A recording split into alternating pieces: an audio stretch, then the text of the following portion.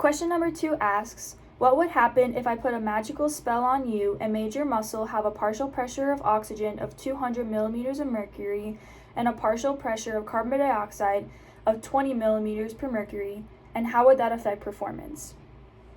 So if we had a partial pressure of oxygen in our muscle of 200 millimeters of mercury, and in our arteries, the partial pressure of oxygen is 100 milliliters per mercury, that means that the oxygen in our muscle would move to our arteries. And this happens because molecules like to move from a high concentration to a low concentration. And so the oxygen in our muscles, within our mitochondria, would leave our muscles and enter our arteries. And this is bad because we want the oxygen in our muscles to help fuel them. On the flip side, if our partial pressure of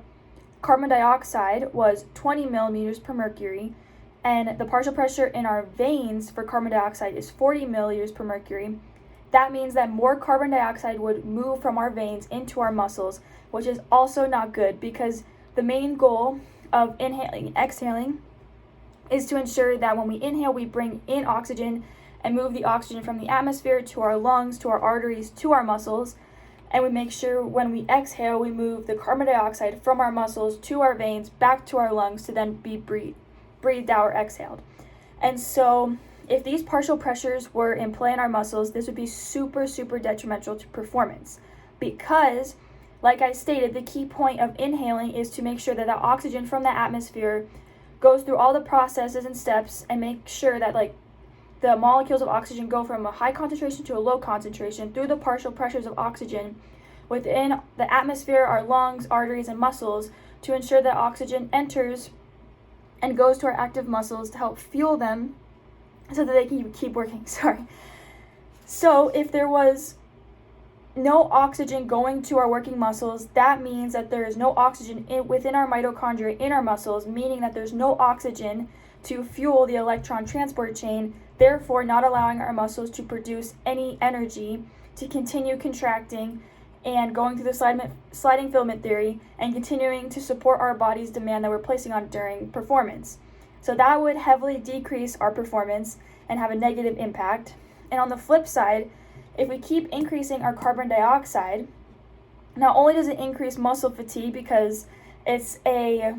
byproduct of us typically inhaling the air with carbon dioxide and oxygen, and we only take the oxygen and we want to get rid of the carbon dioxide again, but also we're not supposed to have a lot of carbon dioxide in our muscles. So the increase of carbon dioxide leads to muscle fatigue, as well as it increases our breathing rate because in our brains, when there's too much CO2 in our body, it increases our breathing rate. But when there's an excessive amount of CO2, it sends signals to our brain to keep telling us to breathe harder and harder and harder. But the problem is in this scenario is we're not retaining or keeping or holding on to any of the oxygen that we are breathing in. And therefore, the combination of having little to no oxygen and an excessive amount of carbon dioxide leads to this cycle of continuing to breathe, but nothing happening productively in our body to therefore increase performance. So overall, having too much CO2 in the body because of a low partial pressure is bad because that means more CO2 is entering our body and into our muscles. And having a high partial pressure of oxygen is bad because that means that we're not keeping the oxygen in our body and we're getting rid of it. And with both those factors, that means we're decreasing our performance because it leads to muscle fatigue. We're not supplying the electron transport chain in our mitochondria within our muscles with enough fuel through oxygen to produce more ATP or energy for the muscles, and it increases our breathing rate, and there's nothing going to control that breathing rate back down, which is again bad for performance because you want to try and maintain your heart rate, your breathing rate while you are working out in order to sustain a long-term performance.